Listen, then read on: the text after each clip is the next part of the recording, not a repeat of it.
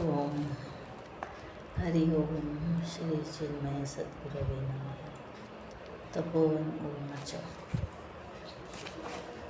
Truly, education is not worth its name if it does not teach people the noble lives of their own great countrymen and induce them to follow in the wake of those national heroes. Tapovan Prasad, October 2025.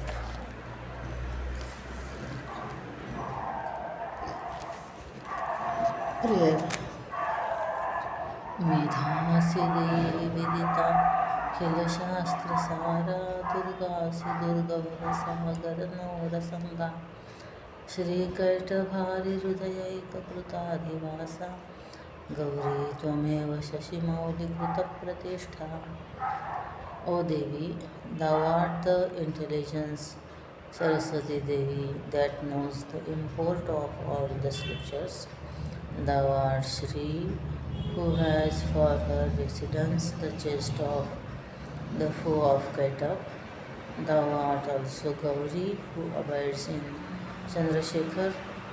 Thou art also Durga, the raft that carries one across the ocean of empirical life that is difficult to cross. O her. Devi Mahatmya 4.11. Guru Dhyanam. सत्यानंदस्वरूपाय बोधैकसुखकारिणे नमो वेदान्तवेद्याय गुरवे बुद्धिसाक्षिणे. Obeisance to the Guru, who is the witness of the intellect, who is of the nature of truth and bliss, who is known through Vedanta, and who bestows the joy of the final awakening. Guru Gita 3.93. Radiant road to prosperity, purity, and pure joy. At every step of life, two paths open before us, the pleasant prayers and the good shreyas. As per Kathopanishad 1.2.2. The pleasant path offering the instant gratification soon binds us. The good path, often complex and distant, demanding discipline and determination, ultimately liberates us. The temple on our cover, with its radiant path, symbolizes Shreyas. Its narrow and steep way is lined with steady lamps of love, learning, and wisdom. In contrast to the path of prayers, promises joy, dazzles for a moment, but soon drags us into greed, grinding restlessness, and grief. The path of light calls us to choose Shreyas, to determine what is good over what is merely pleasant. Prosperity is not measured by wealth alone, but by the riches of erudition, the power of friendships, and the depth of inner growth. Purity is the goodness of one's heart, the integration of thoughts, words, and deeds, giving us the resolve to select Shreyas over prayers constantly. Once we choose the eternal over the transient, the divine over the trivial, we find ourselves moving closer not only to the temple outside, but also to the sanctum within. Each step on this journey brings calm, clarity, and contentment. And the miraculous wonder is this: the compassionate Lord does not merely wait in the sanctum sanctorium. He rushes down, offering his helping hand, encouraging us and lighting our way with lamps of knowledge, kindness, kinship, and courage. We wish our readers, especially our students, staff, and teachers, a radiant Diwali as we stand daily at the Crossroads of the good and the pleasant. May we always choose the path of Shreyas. May we awaken to the temple within, the temple of peace, prosperity, and pure joy. Be the diya you wish to see. Parampujo Swami Surupananda. My dear children, Diwali is the festival when the night sky smiles with a million lamps. Yet the brightest light is the glow of love, kindness, and knowledge that shines within your own heart. Let your thoughts, words, and actions spread light and cheer to the world around you. Each diya you place is a reminder that you too are a lamp meant to brighten the world. As students of Chinmay Vidyalayas, you are blessed to grow to the light of Puja Gurudev's vision. May this Diwali illumine your hearts with joy, your minds with clarity, and your actions with strength. May you shine forth as noble and brilliant children so that your very life becomes a festival of light, spreading peace and happiness wherever you go. With Gurudev's blessings and love, Swami Swarupananda. An interesting letter, Swami Chinmayananda, but before that, thoughts of Param Puja Gurudev Swami Chinmayananda. Diwali, the lamps are different, but the light is the same. It comes from beyond. Fix your gaze upon the light, and you are delivered from the dualism inherent in the finite body. Diwali is a day dedicated to inner purity and noble character. Let all misgivings be forgotten, all grievances forgiven. Let us remind ourselves, at least on this Diwali day, that we can be victorious over our impulses and come to illumine the lamp of wisdom from the land of spiritual light. Celebrate life's Vijayadashmi through Purushartha, which in the Bhakta is not a stupendous task of adventure and strife, but a pleasant puja festival, a Mahanavami celebration. The instrument with which you have to face challenges in the mind is the mind, and training the mind is the essence of education. Whatever mass of knowledge we may acquire, we can be at utter failure in our lives unless we can apply that knowledge in the world outside. No education is a waste, no bit of knowledge redundant, no experience superfluous. All can be intelligently made to serve us in our pilgrimage to the truth. Whatever the child is to be later on, a political leader, an economist, a philosopher, a scientist, or a glorious artist, his contributions to society will directly depend on his character and personality.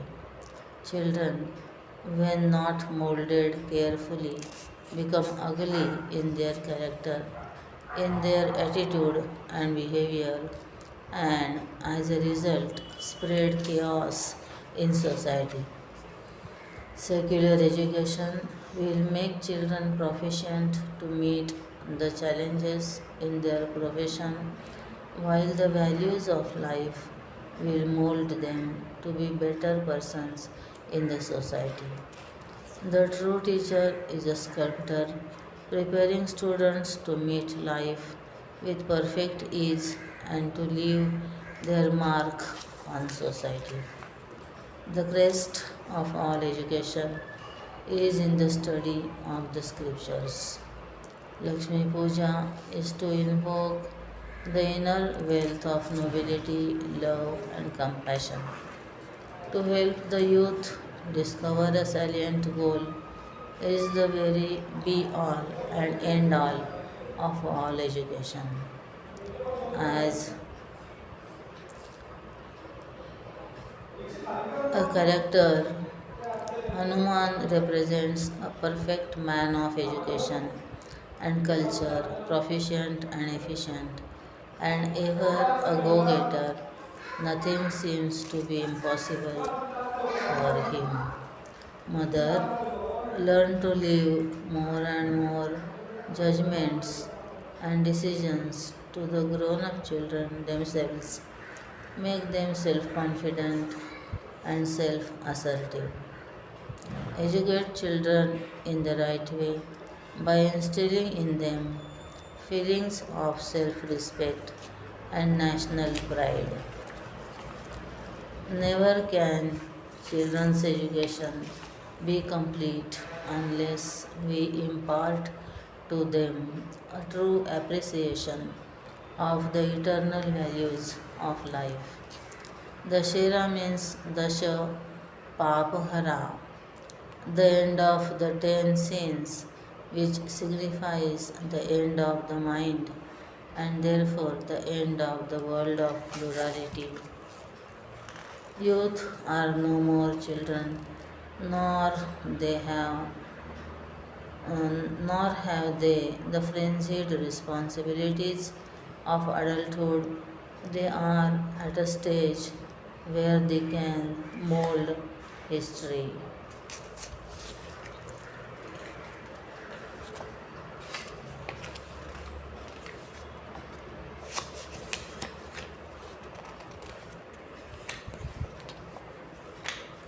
Education is nothing if it does not train our faculties to capture all our opportunities, to be useful to others, but stay happy always in ourselves.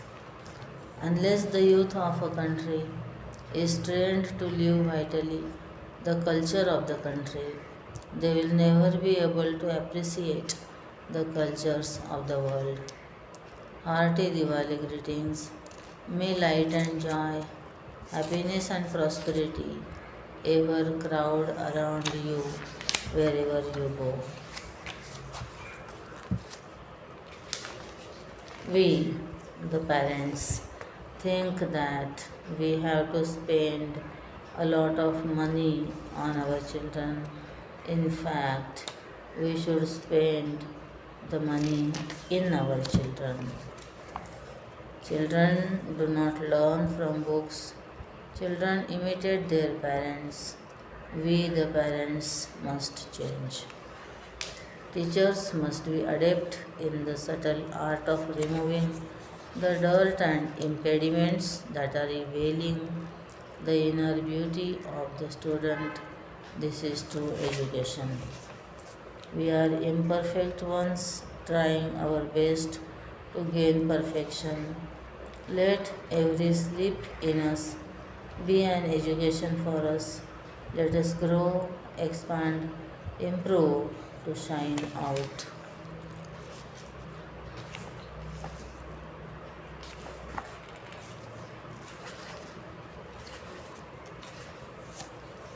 Our children are our wealth, thus considered the great acharyas of Hindu culture from time immemorial, and rightly so.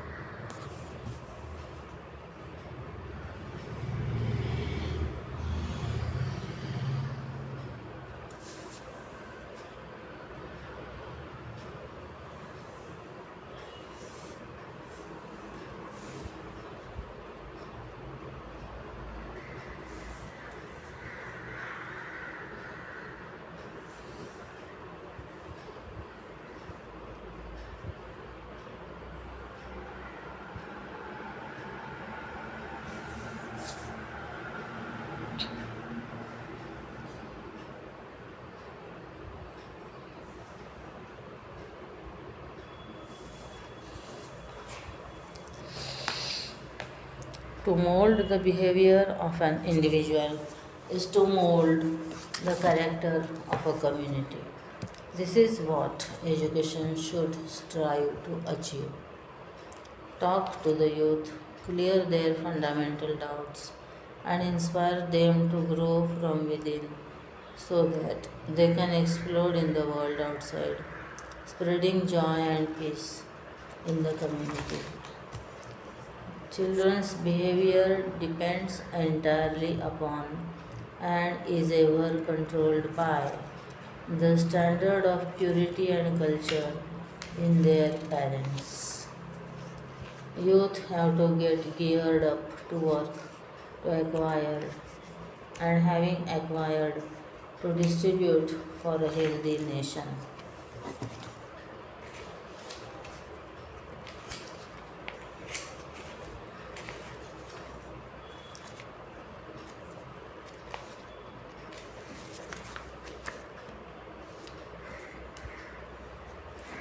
Hari Om. An interesting letter, Swami Chinmayananda Parampuja Gurudev. Puja Gurudev was easily accessible to everyone and interacted with people at their own level.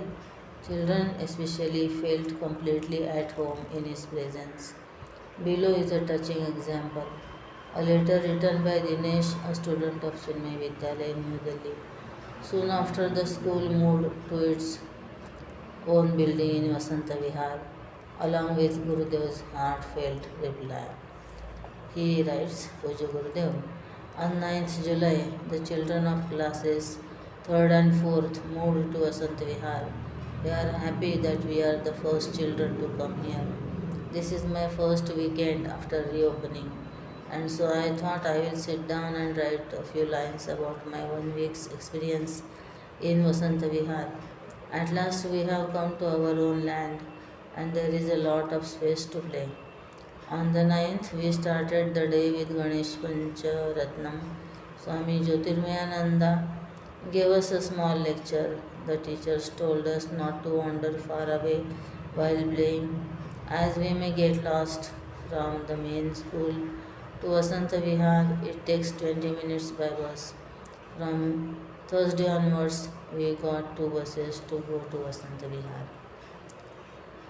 On the first day, when we had only 1 bus to go, my friend lost their spectacles in the crowd, but fortunately he got them back the next day.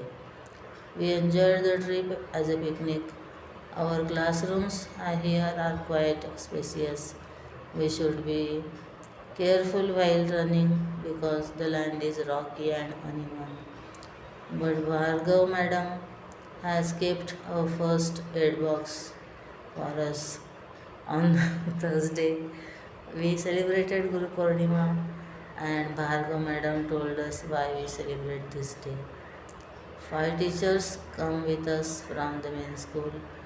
At a distance, we can see the Palam airport and we can even see the planes landing. When people get down from the plane, they seem like little ants. The place is very green and calm, except for the noise of the planes. Till Thursday, 3rd AS children had no blackboard, but on Friday they too got a board like us. Here we don't need a fan since there is a cool breeze always. Before the assembly, a calf came into our class yesterday. A boy called Ganesh drove it around the class and then he pulled its tail. And when he was going to sit on its back, Shagun beat Ganesh so the poor calf could escape.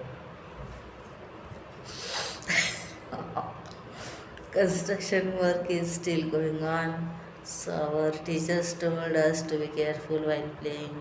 We have 3 toilets now. Dear Puja Gurudev, I hope you won't mind writing a few lines to me. Please send me your blessings also. 14 July 84 with Paranams and love. Dinesh, class 4th A. Diwali. Puja Gurudev's reply. California, USA, 31st July 1984. Dinesh, Class 4A, Chinmay Vidyalaya, Ring Road, New Delhi, 110024. Hari Om, Hari Om, Hari Om. Salutations. Thank you for your beautiful letter. Nobody else ever wrote to me of this most sacred news. Jyotirmayananda was busy, and your Bhargo madam cannot write a good letter. Thank you for your splendid letter, newsy and joyful. The greatness of a Vidyalaya is not its large classrooms or its vast playgrounds. They all become great when the students work sincerely, grow up to be successful men and women of character, ability, and dynamism in serving their country, community, and culture.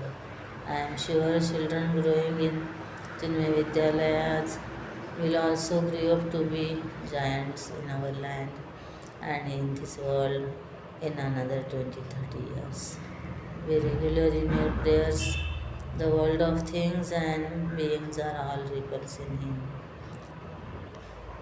Let us surrender ourselves to Him and be His instruments.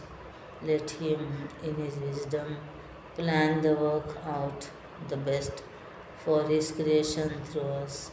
Love, Om Chinmayananda.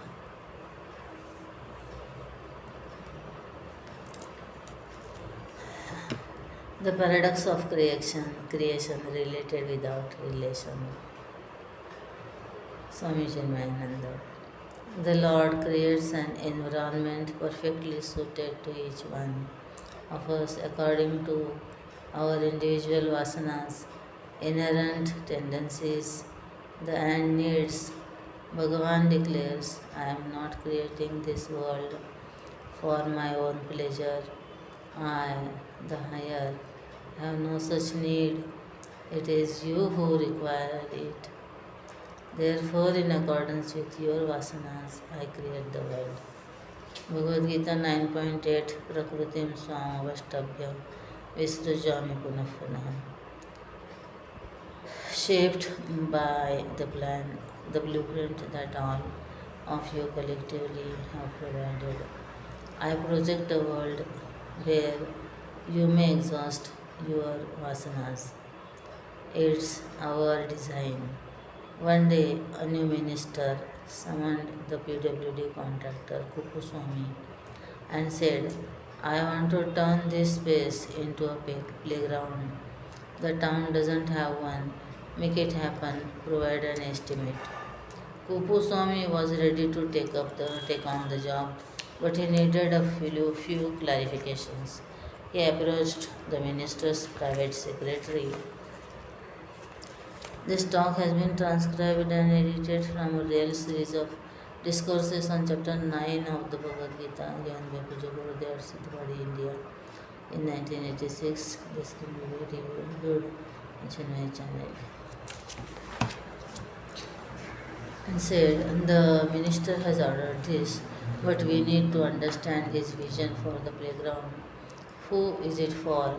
Teeny tots, teenagers, or the elderly? The private secretary contacted the minister and reported that the town had only a few schools and no elderly residents, as most had either passed away or moved elsewhere. It became clear the playground was intended for children. With that understanding, Kupuswamy sought to know the specific age group when planning a playground. Nursery children require sand pits, swings, and slides, whereas older children may prefer a football field or a tennis court. Kupuswamy needed to understand who it was being built for. Their collective needs would determine the design and function of the playground. Likewise, when constructing a building, one must know its purpose, whether it is to serve as a hotel, a school, or a gymnasium, so the design can meet its specific function. In the same way, Bhagavan has created the world, but not for himself. He is perfect and requires nothing. Instead, he has created it for his children based on the total nature of their vasanas. If those vasanas are criminal, he creates a miserable world where such tendencies can be exhausted. Bhagavan says, I am only designing and projecting a world wherein everyone has the freedom to fulfill what they have come here for. Isn't that what a market is? A market is a place where numerous individuals gather, each with their own demands, and all of which are fulfilled. I may not need what you seek, and you may not desire what I purchase. But a bazaar is a place where there is a variety of shops catering to all needs. The one who does yet does not. Samashti, the total vasanas, is the cause. This totality is known as Maya. Maya is referred to as Ishwar, the creator. So Bhagavan says, Prakritim Swamadhisthaya. Functioning through Prakriti, through Maya, I project this world in order to fulfill the total need of the jivas, the individualized egos. If the world appears bad, he is not responsible. If the world seems good, he is not specially blessing you. That was your demand and it has simply been fulfilled. न च मां तानि कर्माणि निबध्नन्ति धनञ्जय उदासीन उदासीनवदासीनं सक्तं तेषु कर्मसु. You may ask Bhagavan, you created this world, are you not the greatest criminal? Each individual creates a small disturbance, no doubt commits small sins, but you create the entire world. Think of that. You are the sum total of all sins, and yet you say we must suffer and you remain untouched. How can that be when you are perpetrating the whole show? The Lord categorically states, no, these karmas do not touch me. You retort, this is very unfair. It's like parliamentarians anonymously passing a law, granting themselves special allowances. Bhagwan, how is it that the law of karma applies to everyone else but not to you? Bhagavan replies, O Dhananjay, Arjun, understand this clearly.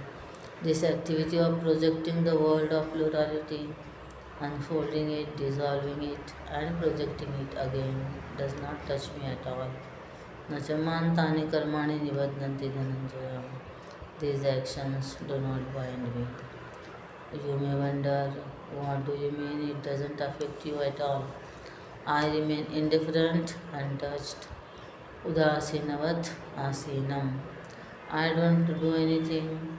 It is your vasanas that draw their nourishment and projection from me, creating either a good world or a bad one according to their nature. I am not interfering with them. For example, we might say the sun is the cause of the waves in the sea and the rain. This is how we perceive it. Every school child learns in geography that the sun causes climatic changes.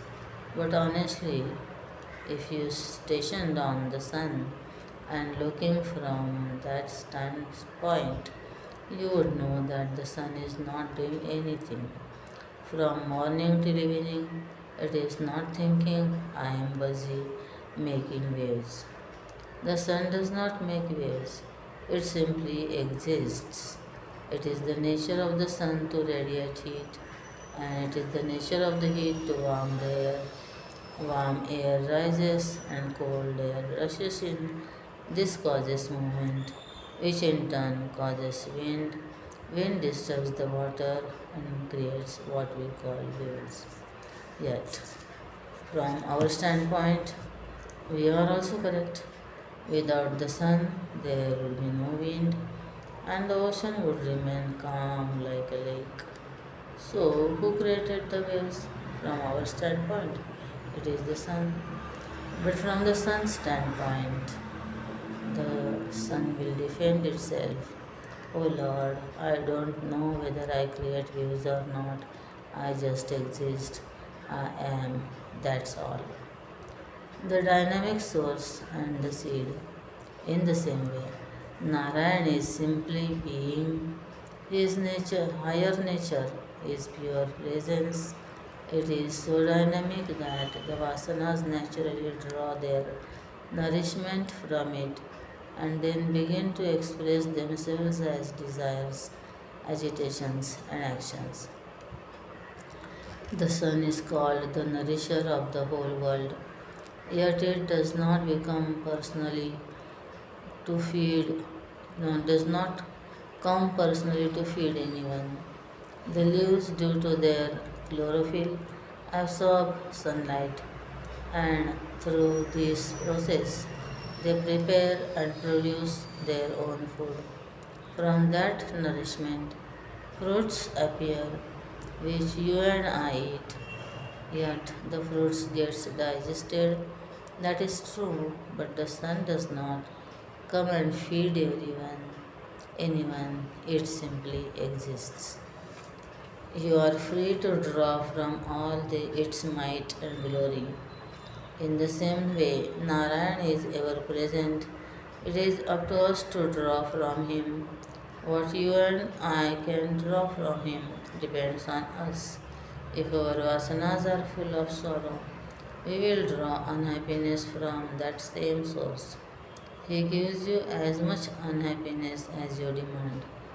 But if you wish to draw bliss from him, he is ready to provide that as well. But Swamiji, why is it that some people are unhappy while others seem happy? Is it not the Lord blessing some and not others? No. Shankar gives a beautiful example to help us understand this. He illustrates that with a plot of land that is beautifully manured, you might sow ginger in one area, potatoes in another, tomatoes in elsewhere, bitter gourd, karela in yet another spot, and papayas in a separate corner. The same earth allows all of these to grow.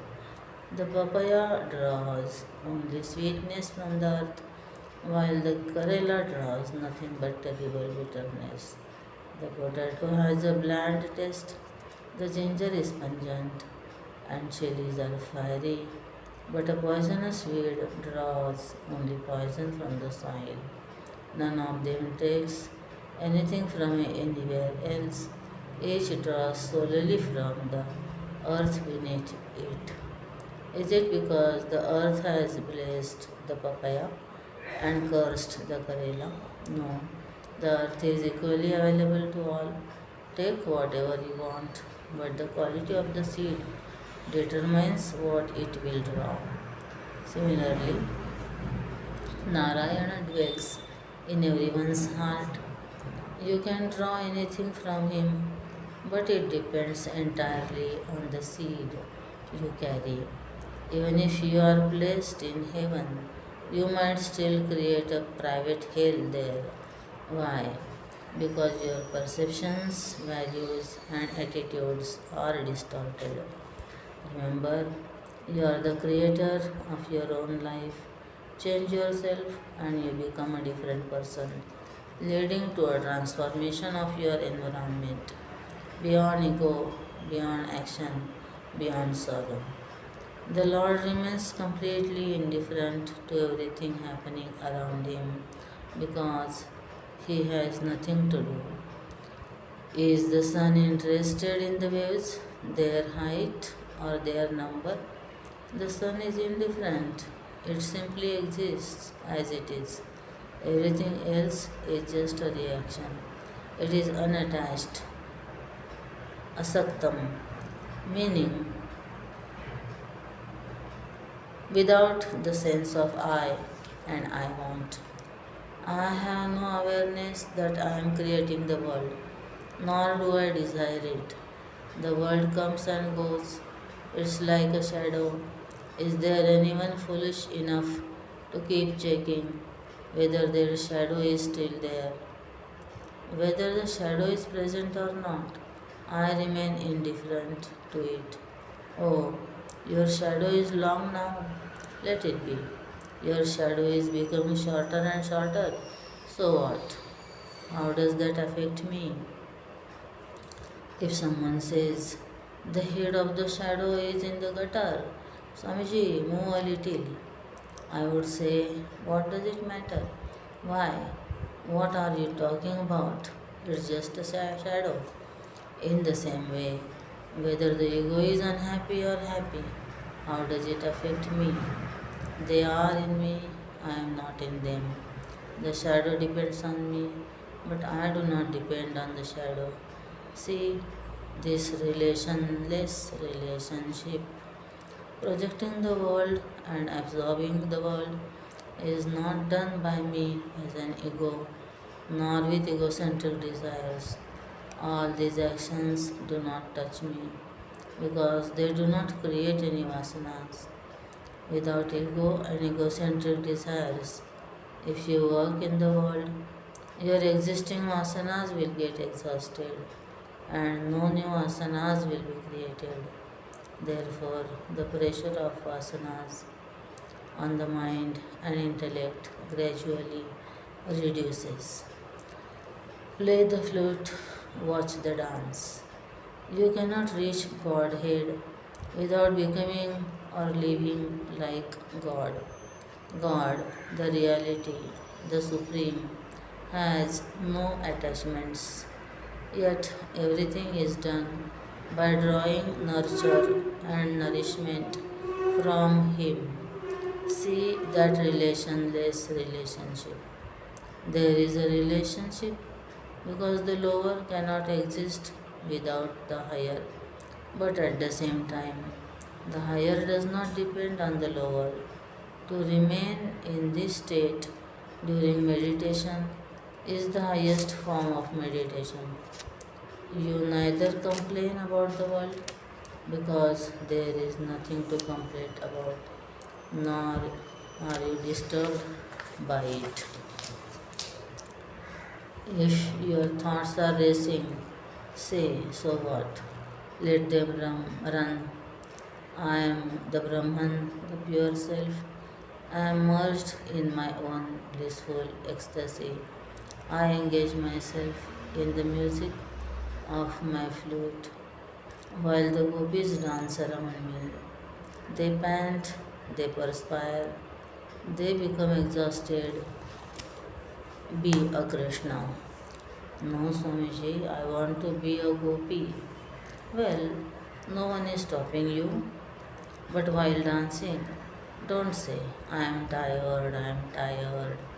If you feel tired, run to the center and stay there. Think. This relationless relationship is where activities take place around us, allowing us to accept and respond to the world. Then there is no attitude of doership or enjoyership. However, those who possess the ego of doership and enjoyership, thinking, I am the doer, I am the experiencer, I enjoy, I suffer, are bound by the little ego. Awaken from that little ego to your pure state of peace and tranquility, the peace that surpasses all understanding.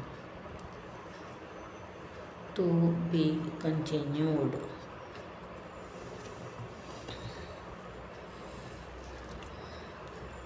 Kathopanishad 42. Swami Tejomayanandaji Param Puja Guruji. We now begin the last section of this Upanishad.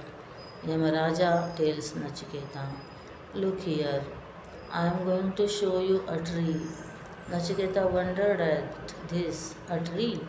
So far, Yamaraja had been speaking only about Atma and Brahman.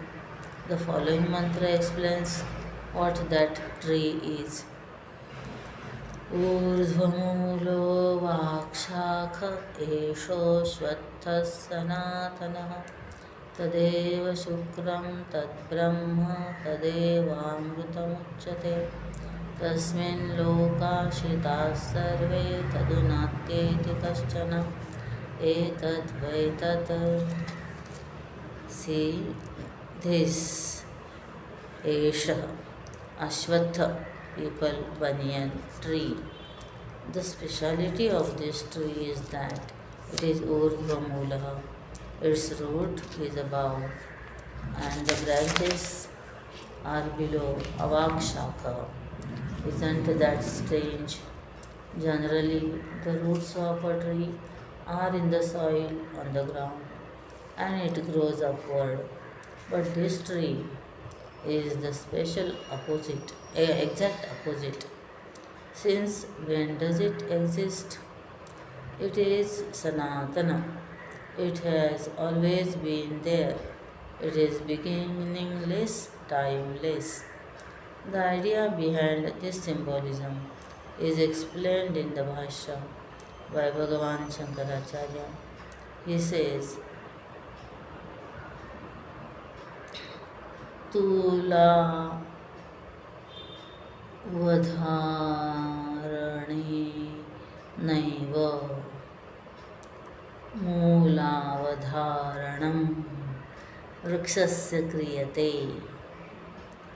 In this world, by seeing the effects, we ascertain the cause.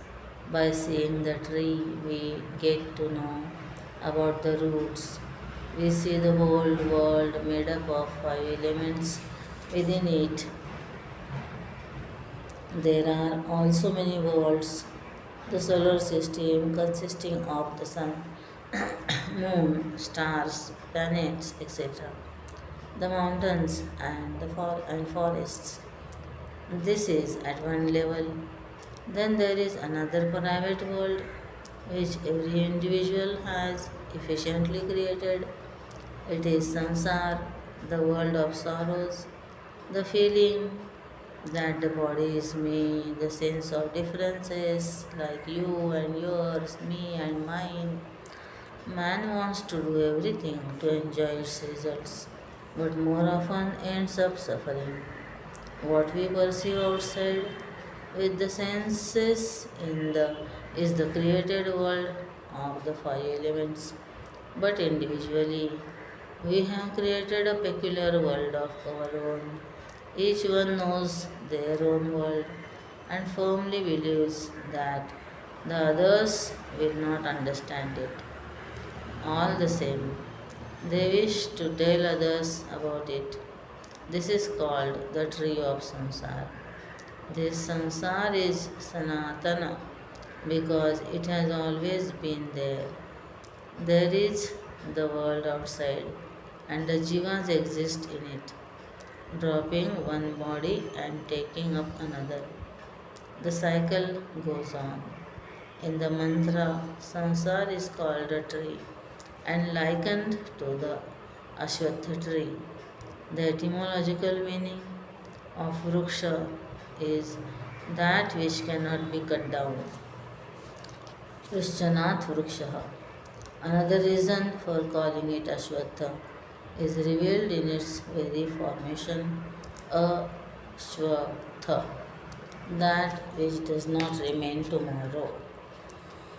This tree of samsara is such that it will not remain tomorrow in the same form. Earlier, even Nachiketa rejected all the tempting offers of pleasure by Yamaraj, saying that tomorrow they will not be there. Shobhava. Calling samsara an Ashwatha tree may sound frightening, but have patience. It can be cut down. There are 2 important indications here about samsara. It is Sanatana, beginningless, and Ashwatha, changing and perishing moment to moment. It can also be totally cut down forever by developing Viveka and Vairagya and seeking the Guru's advice and following it. Guru Upadesha Grahanam. The origin of Samsara Vriksha is Urdhva, above. The roots are above.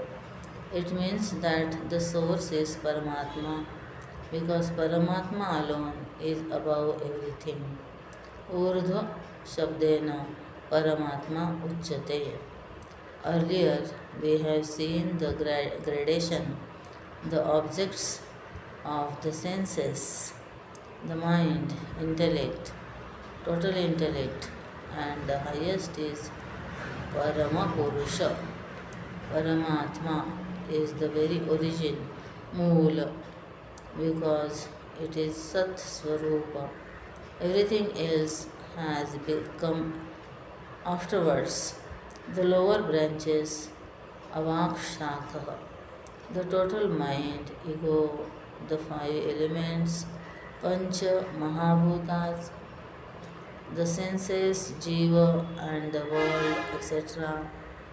This image of the inverted tree is discussed in more detail in the 15th chapter of the Gita. The Puranas also have detailed descriptions of this tree. Bhagavan Shankaracharya has given a very poetic elaboration in his Bhashya. On the one hand is the total creation and the individual world samsara. It can be seen directly, it can be cut down. On the other hand, Paramatma is above everything and the very source of all this. The Bhagavad Gita says, Asanga Shastrena Drudhena Chitva Tataf Padam Tat Parimargitavyam. By the weapons of non-attachment, vairagya, inquiry, through viveka, we can cut down this tree of samsara and come to really realize the Paramatma Swarupa.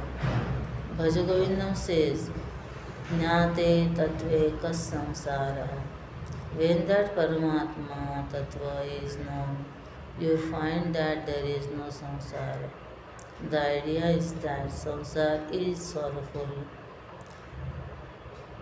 only because of our ignorance of our true nature, which is none other than Paramatma. Those who see this in their own heart have everlasting happiness and peace. Tesham Sukham Shashvatam. The next line of the mantra says, Tadeva Shukram Tad Brahma. That indeed is Shukram Brahma. The whole world is experienced by us only in the medium of Desha, Kala and Vastu, without the medium of time, space and objects. We cannot experience anything. When we meet any person, we generally ask, Who are you? When did you come? From where did you come?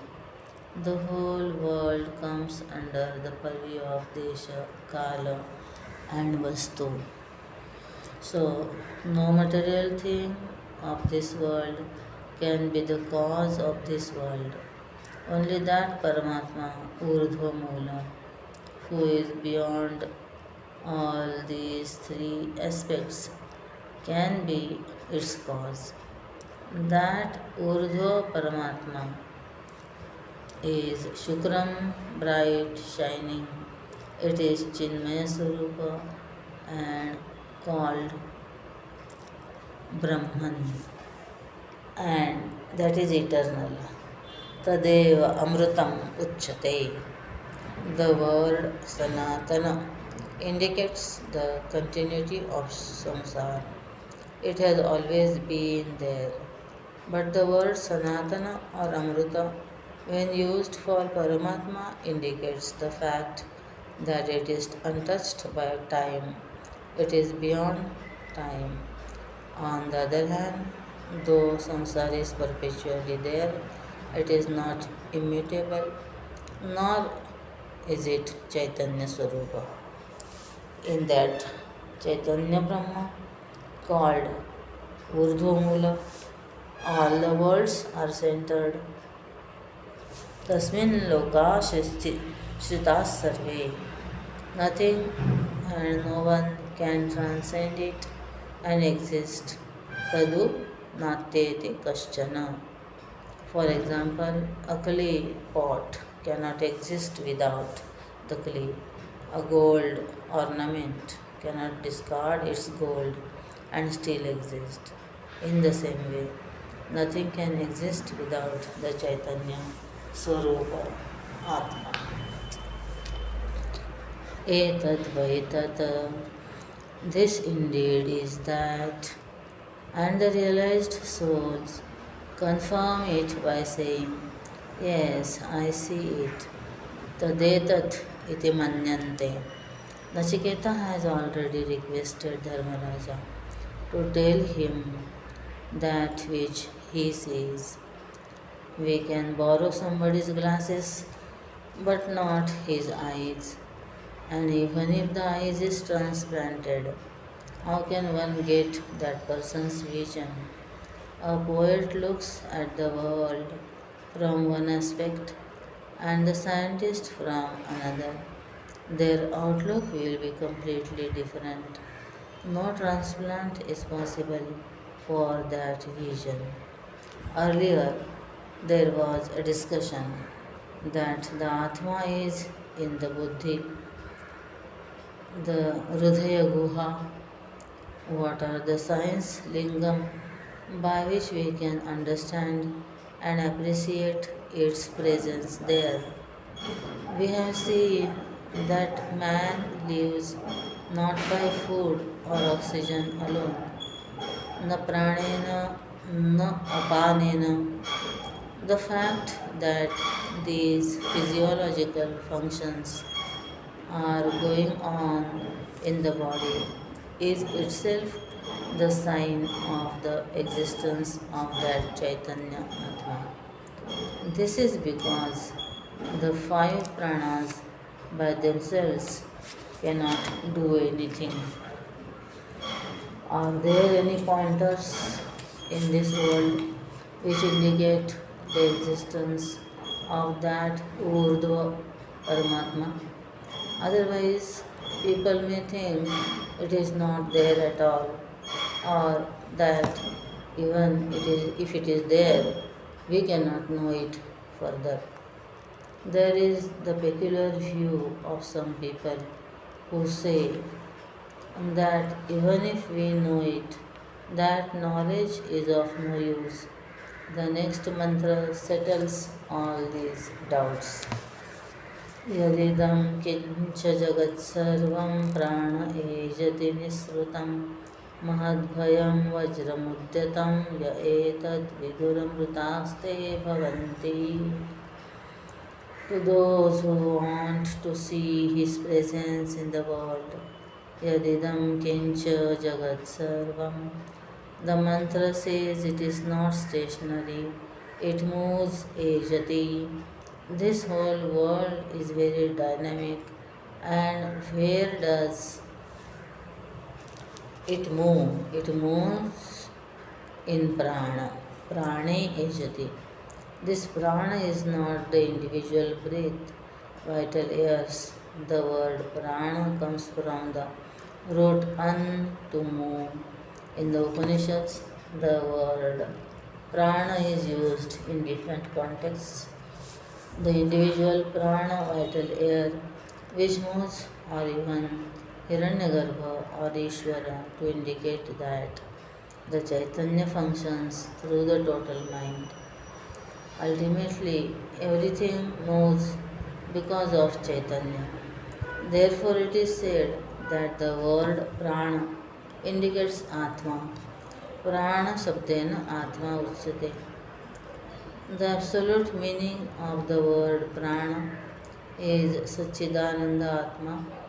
At this point, We do not know that prana is the total mind, which is Jnana Kriya Shakti Sampanna. It is all knowledge, all power in it. Everything is moving.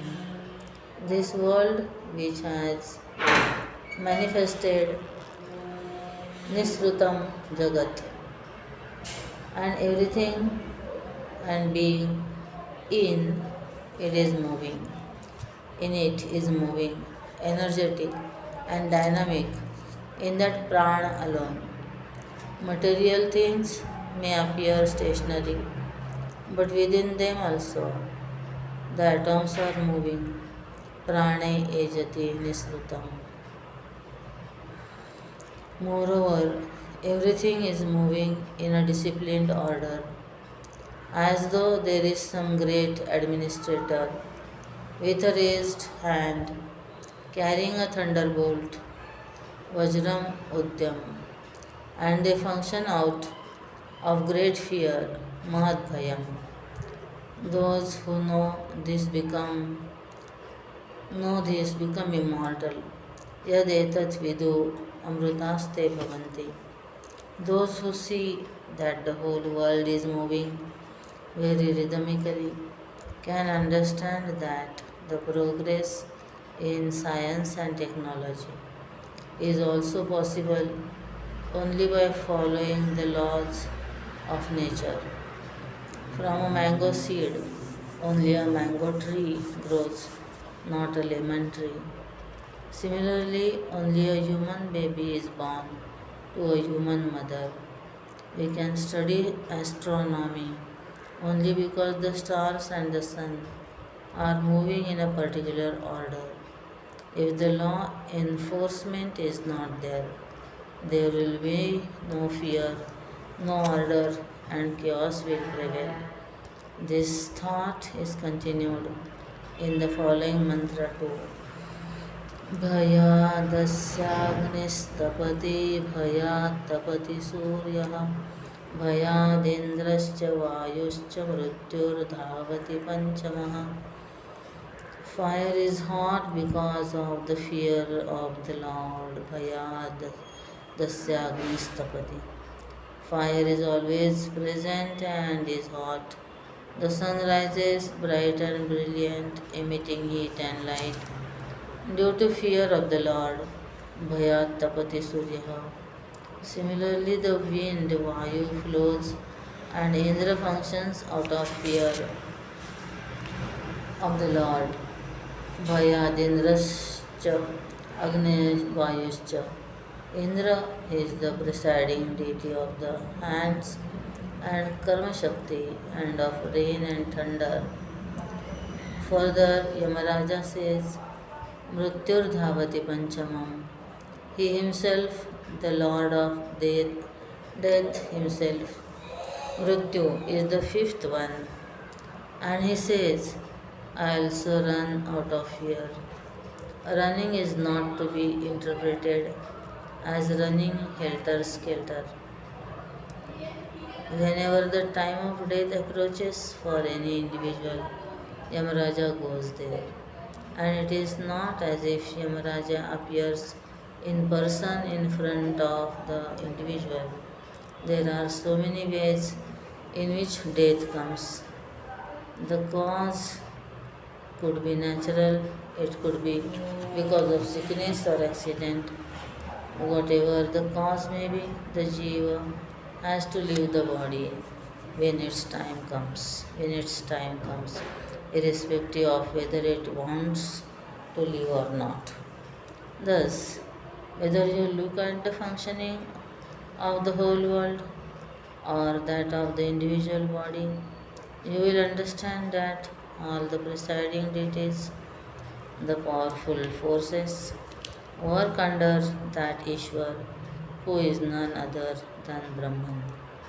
Thus, looking at this world, which is the effect, you can reach Brahman, which is its source, which is the source. In the next issue, we shall see which is the best place where realization of God is possible. Hariom. Next article.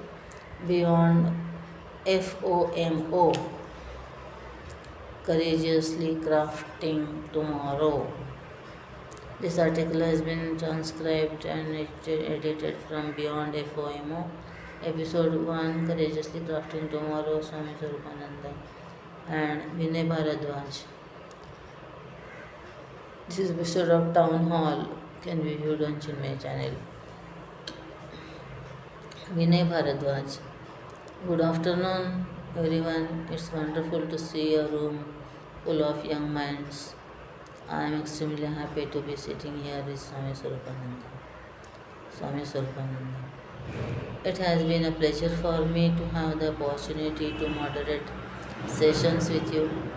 This occasion is special because this room is filled with people who have dreams and aspirations, who are thinking about tomorrow and want to achieve something in life. However, it is also a room filled with individuals who experience fear of teachers, fear of exams, fear of success, fear of failure, fear of expectations. Fear is an inevitable part of our life. That's why this session is called Beyond FOMO, fear of missing out and courageously crafting tomorrow.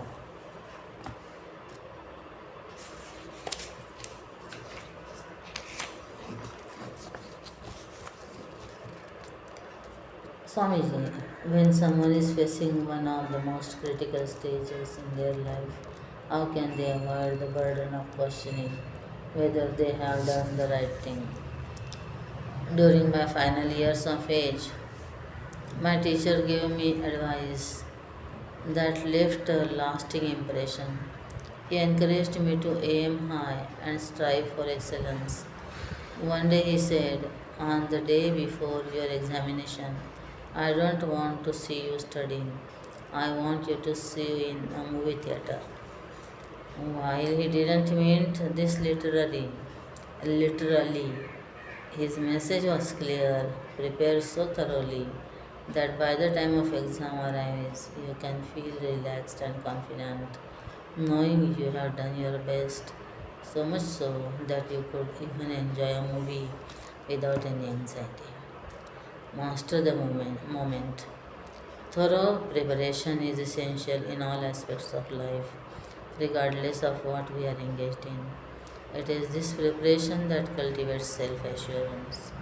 When we lack confidence or are unprepared, imaginary fears about the future creeps in, giving us endless worries.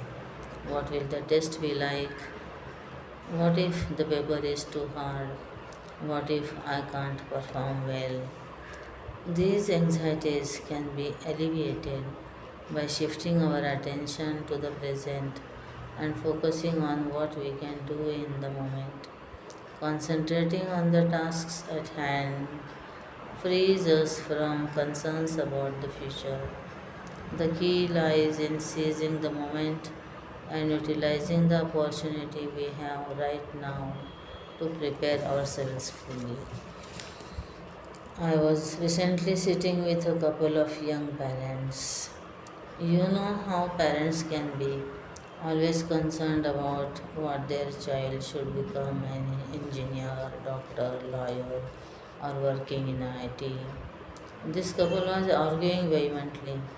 I asked that I asked what was wrong, and they confided that she wants their son to be an engineer, while he wanted him to be a doctor.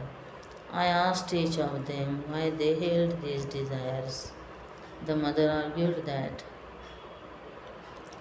as a doctor he won't have a life of his own, while the father believed his son should contribute to society. They both had valid points. The mother was focused on providing a good lifestyle for her son, while the father was passionate about making a difference in the world. Suddenly they said, Swamiji, you tell us what our son should be.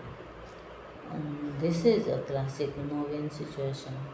I realized that if I suggested he should become a doctor, the mother would think I was biased towards her husband's view, and if I said he should be an engineer, the father would fail.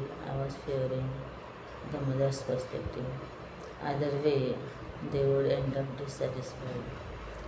When nothing works, prayer works. In that moment, I prayed to Gurudev, who I believed had the answer to everything, and asked for guidance on how to handle this situation. Then the idea struck me. I asked them why they were arguing and why they were asking me for an answer. I suggested they should ask their son what he wants to be when he grows up. They both looked at me in surprise and said, he is not even born yet. Imaginary fears about the future stem from a lack of preparation and self confidence. Fear can be categorized into two types. One is a positive anxiety that drives us to plan, organize, and act. The other is a debilitating fear that paralyzes us, keeping us trapped in inaction and wishful thinking.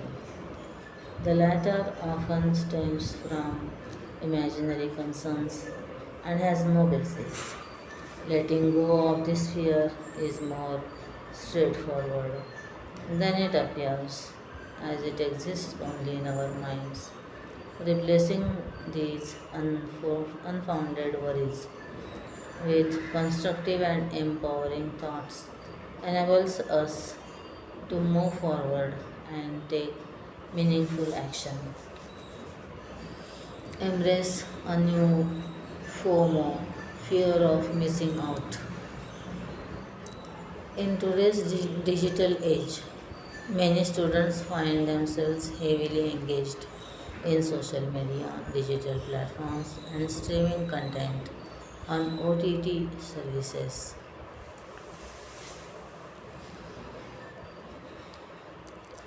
While these platforms provide entertainment, they can also significantly hinder focus, especially during exam preparation.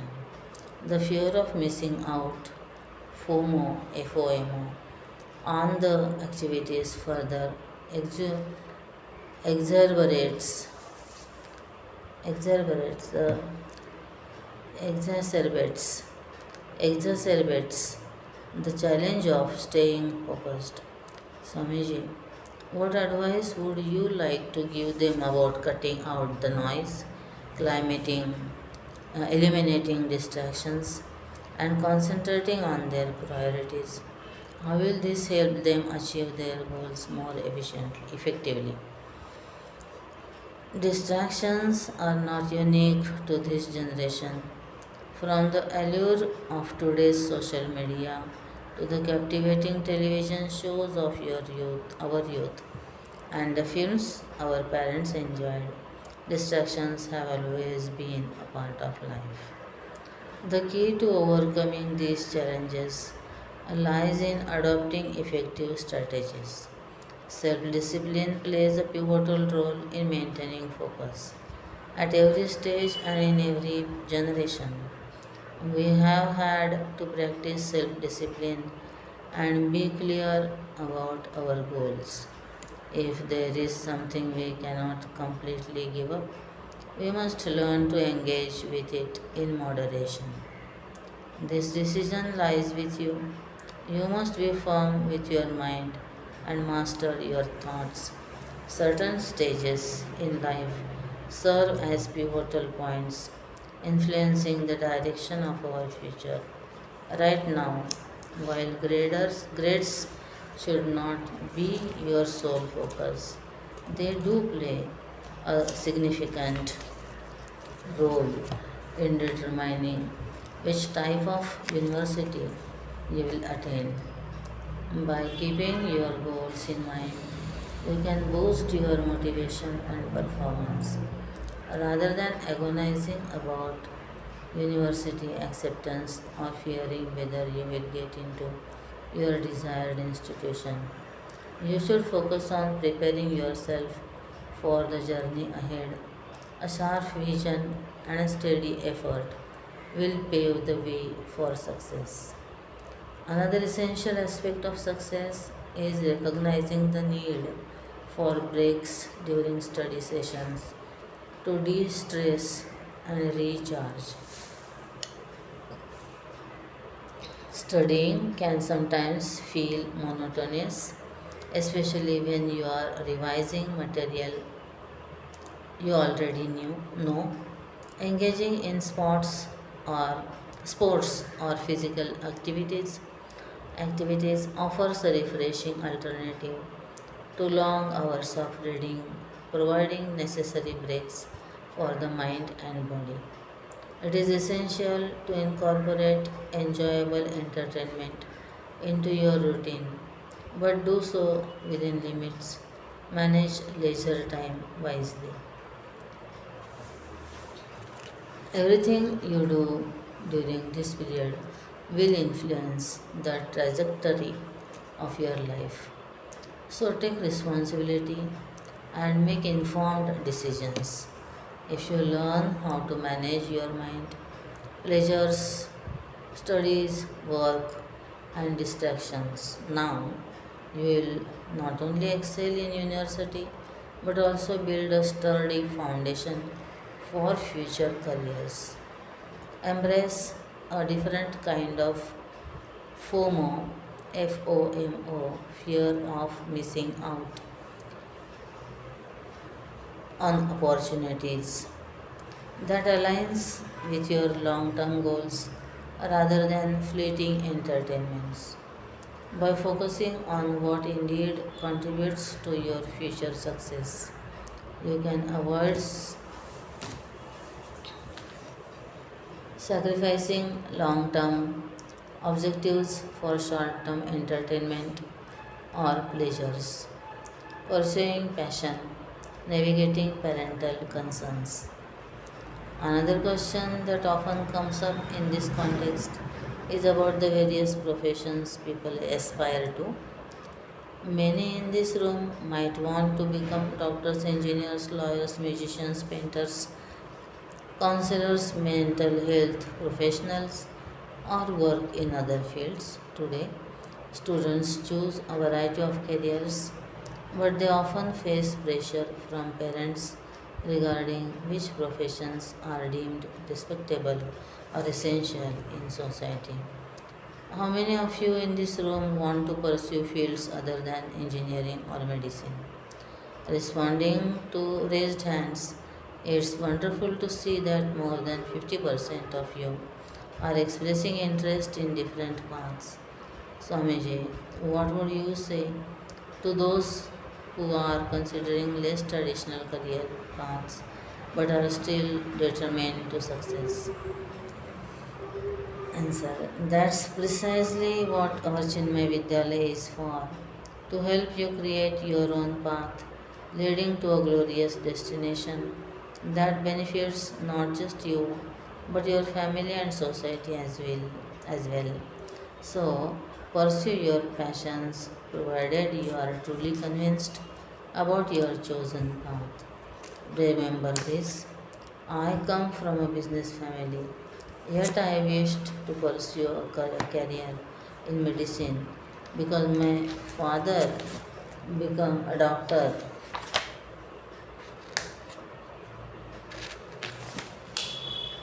after I was born. Fortunately, my parents gave us the freedom to make our own choices, to embark on the path of sannyas and become a sannyasi. You must dare to be different.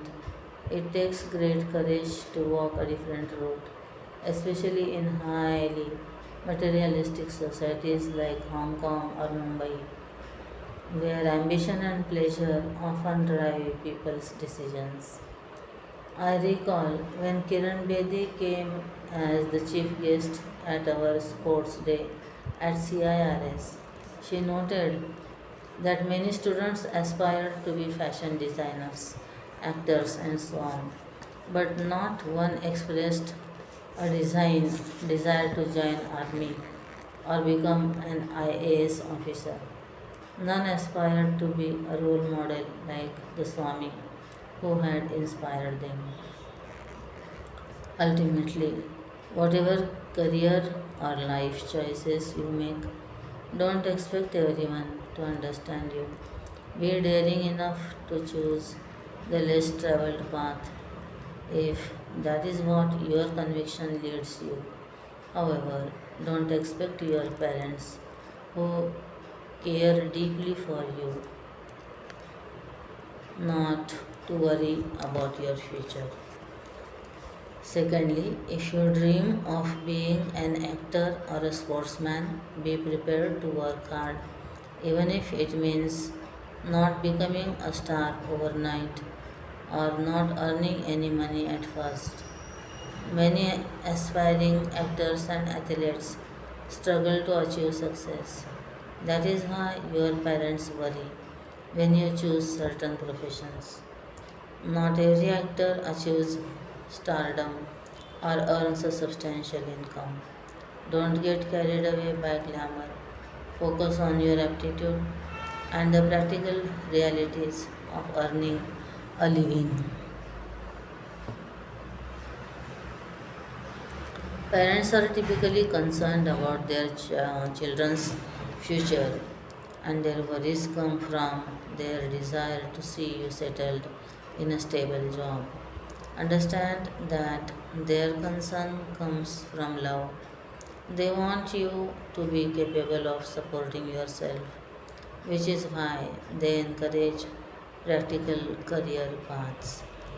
Gurudev used to say that if you are genuinely convinced about your goals and believe they are beneficial for you, then you should first be able to convince your parents. After all, if you can't persuade them,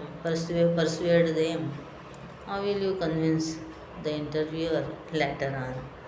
It's essential to earn your parents' blessings and help them understand your choices, even if they seem adamant. Remember that as their children, you too can be persistent. When they see you happy and succeeding, they are likely to support you. Recognize that they too may have faced similar challenges with their own parents.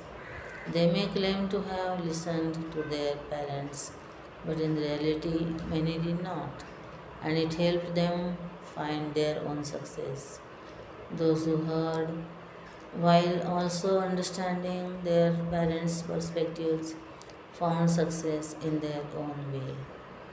When making your own choices feels difficult, let those who love you and have more life experience guide you. Try to convince your parents their support and blessings are invaluable. They worry about things like where you will live and what you will eat.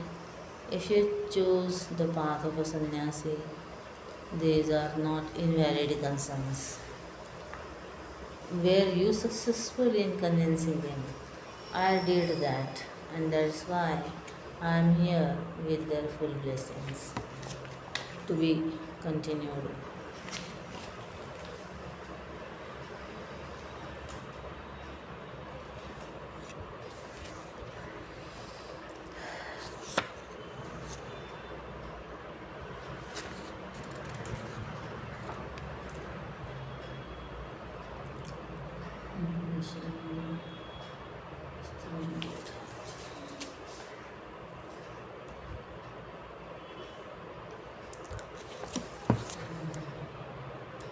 Hari Om.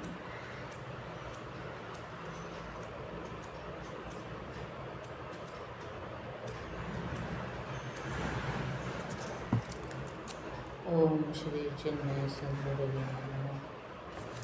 Om